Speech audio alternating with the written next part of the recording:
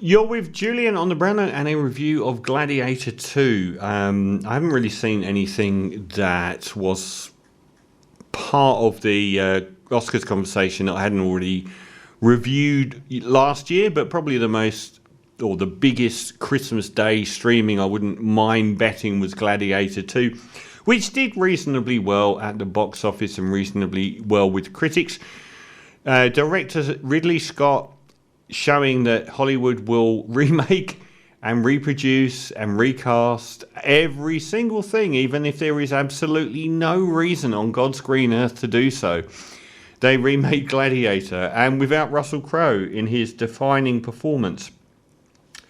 Replacing him with Paul Mescal, and like many of the reboots that have happened over the last sort of 10-15 years, it commits a sin which is following the screenplay from the original far, far too closely, which invites enormous comparisons with the others. I mean, Creed was a decent film. It was a pretty decent Rocky reboot, but it did try and follow that Rocky screenplay too much. The Force Awakens was a reasonably good Star Wars film, especially considering what followed it, and followed that first Star Wars film ridiculously. And last year's Kingdom of the Planet of the Apes really did follow that last Planet of the Apes film of the trilogy, the recent trilogy, just to a ridiculous degree. But it was a very, very good film. And this one follows the plot of Gladiator so much that it just continually invites comparisons with the original, which unfortunately, I mean, Ridley Scott is one of the most interesting directors in the world because you never know what you're going to get. He has done such a wide range of weird film. He did The House of Gucci. He did The Counselor, which I think is an absolutely amazing film with incredibly big flaws, but still an incredible film. And he's done some historical films as well since Gladiator, and don't let anyone bribe you into saying that Kingdom of Heaven, the director's cut, isn't dire. It is. But he did The Last Duel recently, which was an amazing film, a really original film, but didn't get really any attention. And this one's done quite well.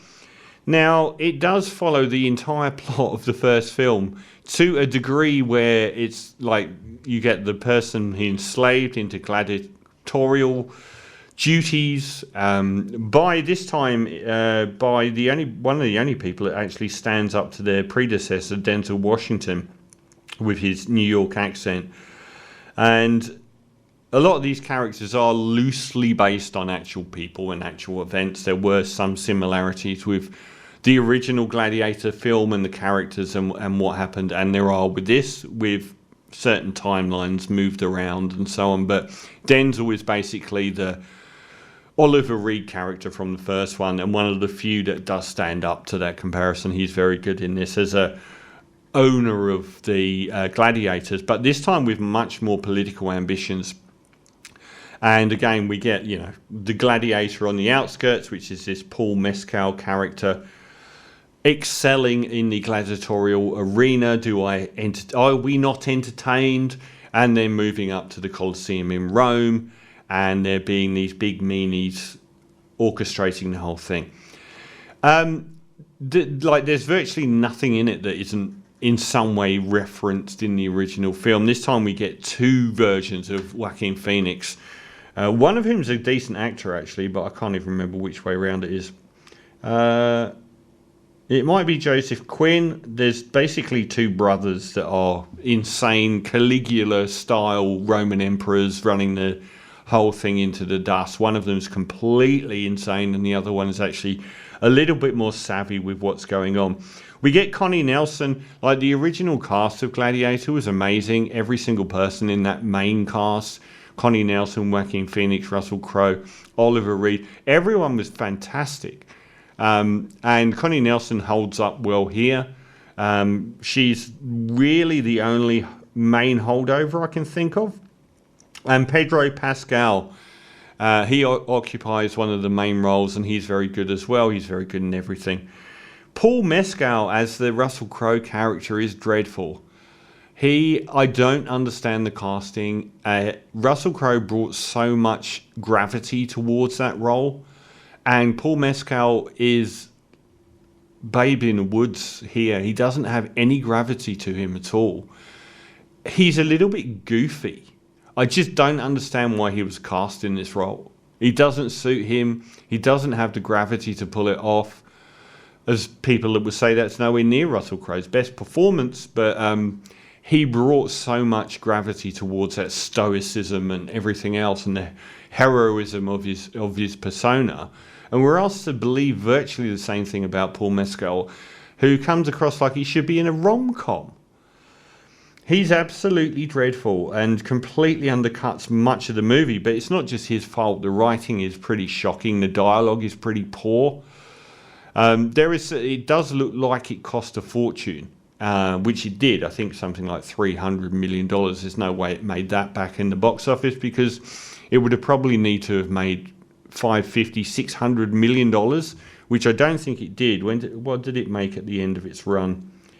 455, and I think they would be happy with 455 million, given the amount of Marvel and comic book related movies that cost $200 million that barely make that. I think they'll be more than happy with this being regarded as a success, but it is a goofy film compared to the original. The opening with the boats at the start, it really does look like a widescreen epic is about to appear, and that's the most visually arresting part of the entire movie. Everything else comes down to, well, instead of having tigers jump out of the pit, we'll have a guy riding a rhino, which was pretty cool. But it's just basically that, substituting everything that happened in the first film. I don't know why he made it. I really don't know why he made it. So I won't waste that much more time on it. Some of it does look very impressive, but virtually all of the characters are far, far less than in the original Gladiator movie. Pedro Pascal, Connie Nielsen, and Denzel Washington, and possibly the Joseph Quinn character, unless he is the insane one who wasn't very good. They're all pretty decent, but everyone else is pretty rubbish, and the writing's bad, and the storyboard is just basically how can we change the original screenplay to Gladiator. So unfortunately, I would say that I got to the end of it unsatisfied, and I'm going to give Gladiator 2 a 4.5 out of 10.